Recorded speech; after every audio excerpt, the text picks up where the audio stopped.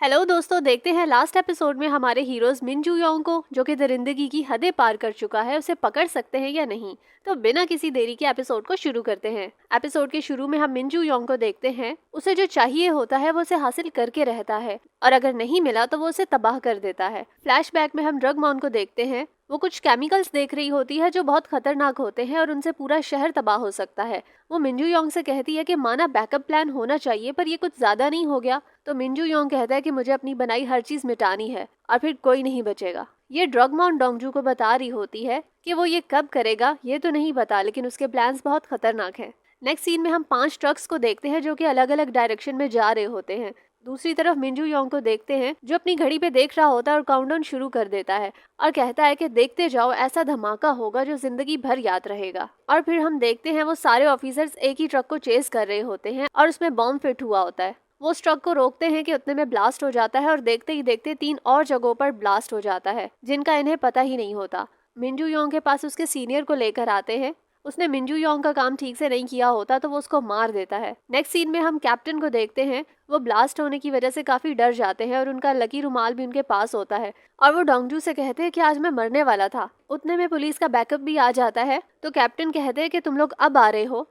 और फिर हम नेक्स्ट सीन में देखते हैं कि डोंगजू कमिश्नर के पास जाता है। कमिश्नर तो उसे बात ही नहीं करना चाहता, पर डोंगजू उसको काफी शर्मिंदा करता है और कहता है कि आप कमिश्नर हैं, अपनी जिम्मेदारी तो कम से कम पूरी करें। कमिश्नर कहता है कि इंसोंग शहर के सब बड़ी पोस्ट वाले लोग सालों से मिंजू योंग की गुलामी करते हैं। तुम्हें क्या लगता है कि ये केस ऐसे ही खत्म हो जाएगा? और फिर हम देखते हैं कि वो सब लोग एक पुराने गोदाम में इकट्ठे होते हैं।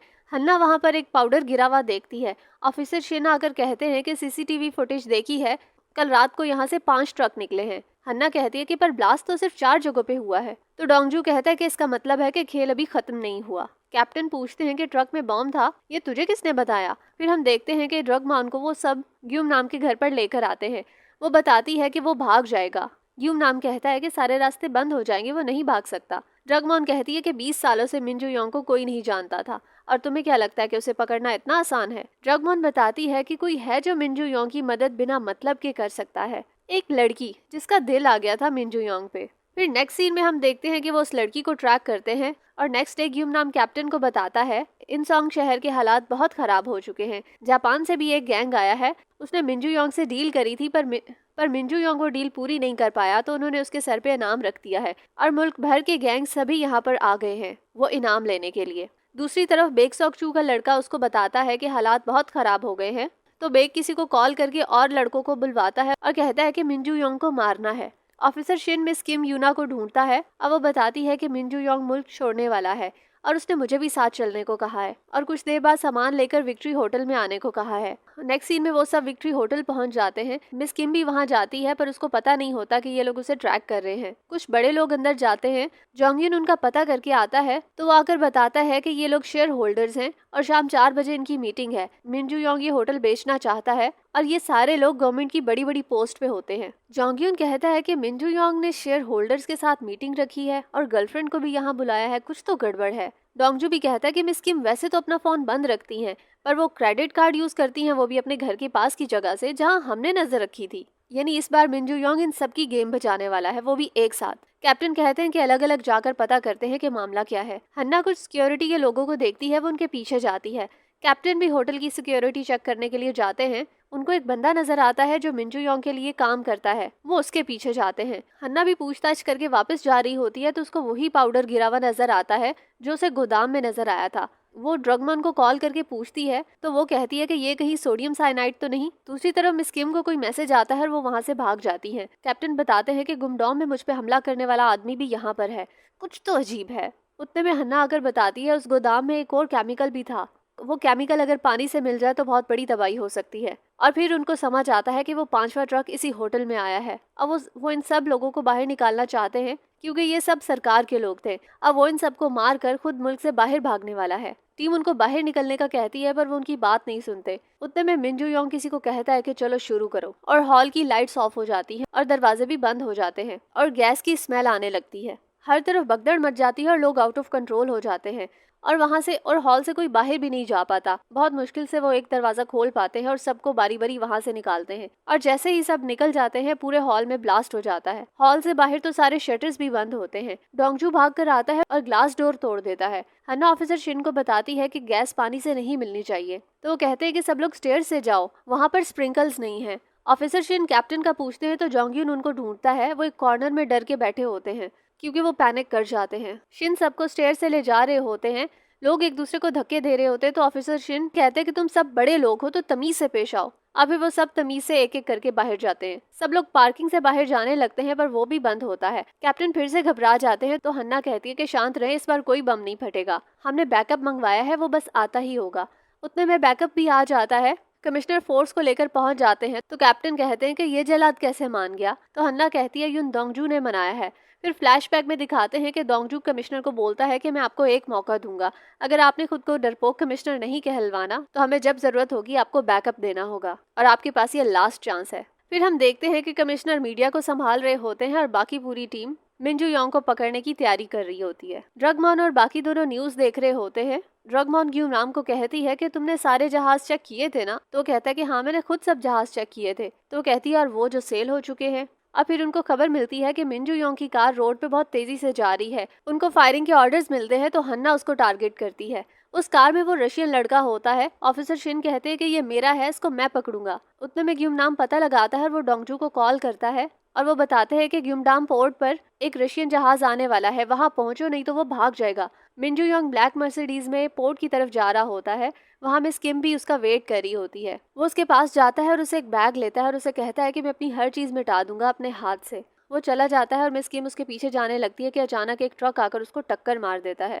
दूसरी तरफ हम कैप्टन को देखते हैं। वो उस हमला करने वाले सिक्योरिटी हेड को पकड़ने जाते हैं और उसे मुकाबला करते हैं। ऑफिसर शिन भी उस रशियन लड़के तक पहुंच जाते हैं और वो उससे फाइट करता है। वो रशियन ऑफिसर शिन को खूब मारता है। फिर हम मिंजू योंग को देखते हैं। वो जा रहा होता है कि उसको जापानीज के गुंडे आकर घेर लेते हैं जिसने उनसे डील करी थी। डोंगजू और जोंगयून भी वहां पहुंच जाते हैं और वो देखते हैं मिस किम की वहां डेथ हो चुकी होती है। उनको मिंजू योंग की कार मिलती है तो वो उसे ढूंढने लगते हैं कि वो यहीं कहीं होगा। उनको एक गैंग का बंदा दिखाई देता है। डोंगजू कहता है कि जरा रुक जाते हैं, लेकिन फिर वो अंदर चले जाते हैं। वो गैंग मिंजू योंग को मार रहा होता है।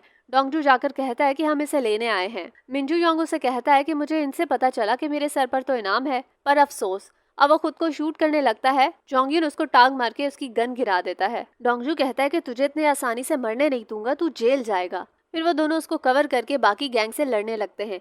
मिंजू योंग वहां से किसी तरीके भाग जाता है। जोंगयून डोंगजू से कहता है कि जल्दी जाओ और बाकी गैंग से वो खुद लड़ता है। दूसरी तरफ कैप्टन को देखते हैं। वो उस गुंडे से लड़ने में काफी स्ट्रगल कर रहे होते हैं, मगर फिर वो अपनी फॉर्म में आते हैं रेसलिंग स्टाइल में और उसे शहीद होते हैं। दूसरी तरफ शिन भी उस रशियन से बहुत मार खाने के बाद अपनी फॉर्म में आता है और उसे घुमा घुमा के फेंकता है और आखिर में शिन का एक जोरदार थप्पड़ ही उस पे काफी हो जाता है। उधर मिंजू योंग बच के बाहर भागता है। वो बाहर पहुंचता है कि बेक सॉकचू और उसका गैंग आ जाता है। अब वो उसे मारने लगता है। डोंगजू वहां पहुंच जाता है और उसको रोकता है और कहता है कि अब दोनों को साथ में लेकर जाऊंगा। जोंगयून भी अंदर वालों से निबट कर बाहर आता है। उतने में बेक सॉकचू मिंजू योंग को इंजर्ड कर देता है।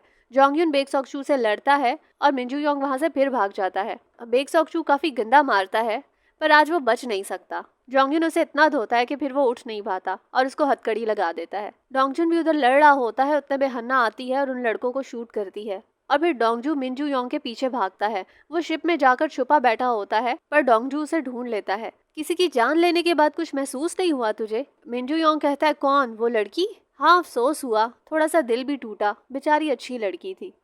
डोंगजू हैरान होता है कि थोड़ा सा दिल टूटा? तो मिंजू योंग कहता है कि बचपन में जब माँ बाप मरे थे तब भी ऐसा ही लगा था, ली जिनसू मरा था तब भी ऐसा लगा था और जब तेरे दोस्त को मारा था तब भी मुझे ऐसा ही महसूस हुआ था। डोंगजू उसे कहता है कि अब एक भी लफ्ज और कहा तो मैं खुद तेरी जान ले लूंगा। डोंगजू उसको बहुत मारता है और कहता है कि ये बहाने वकील के लिए बचा के रख, तेरे जैसे हैवानों को तो जिंदा नहीं रहना चाहिए। और वो उसे मार के कहता है कि अब तो शर्म कर ले। मिंजू योंग उठता है और कहता है कि तुम्हें क्या लगा कि तुम जीत गए हो, और उतने में वो समुद्र में खुद को गिरा देता है। डोंगजू वहां भी उसके पीछे पहुंच जाता है। मिंजू योंग काफी रेजिस्ट करता है लेकिन डोंगजू उसको वहां हथकड़ी लगाकर पानी से बाहर निकाल लाता है और उतने में बाकी टीम भी वहां पहुंच जाती है। अब फिर हम हन्ना को देखते हैं। उसकी मॉम उसे मिलने के लिए आती है और वहां पे फैले हुए कपड़े देकर उसकी मॉम कहती है कि ये तुम्हारे तो नहीं है, अब वो देखती है कि उसकी मॉम उसके लिए फ्रूट्स लेकर आई होती हैं। फिर वो मॉम के साथ बैठी होती है और कहती है कि ये फ्रूट उसी की शॉप के है ना जिसे आप पसंद करती हैं। तो फिर वो कहती है कि ठीक है, आप उसे मिलने के लिए बुलाएं, मुझे कोई एतराज़ नहीं है अगर आप उसे पसंद करती हैं। तो मॉम भी काफ़ी खुश होती है और फिर हन्ना भी उनको बताती है कि मैं भी किसी को पसंद करती हूँ, वो काफ़ी हैंडसम है। तो उसकी मॉम कहती है कौन, डोंगजू? तो वो कहती है हाँ। फिर हम डोंगजू को देखते हैं, वो कुछ बना रहा होता है। हन्ना भी वहाँ पे आ जाती है, वो माँ को चखाता है। तो माँ कहती है कि मेरा बेटा गिम्बप का ढाबा खोल सकता है क्योंकि ये बहुत टेस्टी हैं। अब फिर वो हन्ना को भी टेस्ट कराता है और हन्ना पूछती है कि ये बॉक्स किसके लिए है? तो वो कहता है कि ये किसी और के लिए है। फिर हन्ना उसको हग करके चली जाती है और फिर एक पोस्टमैन आता है एक पार्सल लेकर। डोंगजू वो देखता है तो उसमें उसकी पोएम की बुक होती है, वो ड्रगमा ने उसे वापस दी होती है। फिर डोंगजू मिंजू योंग से मिलने आया होता है और उसे कहता है कि आज से मैं ड्यूटी वापस ज्वाइन कर रहा हूँ और तेरी वजह से मेरा प्रमोशन भी हो गया है। मिंजू योंग उसे कहता है कि तू डींगे मारने आया है। तो डोंगजू कहता है कि हाँ, मैंने सोचा तुझे भी पता होना चाहिए। फिर वो उससे पूछता है कि कैसा चल रहा है सब। तो मिंजू योंग कहता है कि यहाँ का खाना हलक से नहीं नीचे उतरता। तो डोंगजू उसे कहता है कि आदत डाल लो वरना जिंदा कैसे रहोगे। तो मिंजू योंग कहता है कि इतनी फिक्र हो रही है तो बाहर से कुछ मंगवा दो ना। डोंगजू उसे कहता है कि मैं लाया हूँ तुम्हारे लिए कुछ। अब फिर वो उसको बॉक्स देता है। डोंगजू कहता है कि आसमान की ओर देखकर खुद के बारे में कुछ सोचा। मिंजू योंग कहता है कि मुझे जेल में डालकर तुम खुद को सुपरमैन समझ रहे हो। मेरे पैसों से कितने लोग डॉक्टर, जज और वकील बने हैं और वो कहाँ हैं तुम नहीं जानते। जब तक पैसा और लालच है ना इस दुनिया में, ये दुनिया ऐसे ही चलने वाली है, कुछ नहीं बदलेगा। तुम्हें हर तरफ मेरे जैसे लोग मिलेंगे। डोंगजू कहता है कि तुम्हारे जैसे 100 लोग भी आ जाएं तो मेरे जैसा आदमी यही करेगा, अपनी जान दांव पे लगाएगा। हड्डियां तुड़वानी पड़ी तो वो भी तुड़वाएगा, लेकिन तेरे जैसों को जेल में डालकर ही दम लेगा। वो जाने लगता है तो मिंजू योंग कहता है कि जल्दी बाहर निकलूंगा। अब फिर लंच पर मिलते हैं। डोंगजू स्माइल करके वहां से चला जाता है और नेक्स्ट सीन में हम देखते हैं कि कोई पुलिस वाला आकर मिंजू योंग के कैबिन में उसको मार देता है। फिर हम देखते हैं कि उन सबकी प्रमोशन हो जाती है, ऑफिसर शेन की भी। जोंगयुन फिर से अपनी स्पोर्ट्स ज्वाइन कर लेता है। उसका भाई उसे कहता है कि ऐशो आराम की जिंदगी छोड़कर तुम फिर वहाँ क्यों जा रहे हो। तो वो कहता है कि मैंने अपने लिए सिर्फ 2 चीजें चुनी हैं। हन्ना को मैं पहले ही खो चुका हूँ, लेकिन अब इसे नहीं छोड़ सकता। और कहता है कि मुझे हारने का डर नहीं है, बस पछतावा बर्दाश्त नहीं होता। और फिर हम कैप्टन को देखते हैं, उनकी वाइफ भी वापस आ जाती हैं। अब वो बेबी भी कैप्टन का ही होता है तो वो तीनों काफी खुश होते हैं। हन्ना भी अपनी प्रैक्टिस कर रही होती है और फिर हम डोंगजू को देखते हैं, वो छोटे डोंगजू के साथ बीच पर जॉगिंग कर रहा होता है। और इस तरह हमारे इस शो की हैप्पी एंडिंग होती है। हीरोज तो आखिर हीरोज ही होते हैं। एंडिंग कैसी लगी मुझे ज़रूर बताइएगा और अगर अच्छी लगी तो उसको लाइक भी कीजिएगा। मिलते हैं किसी और सीजन में। बाय।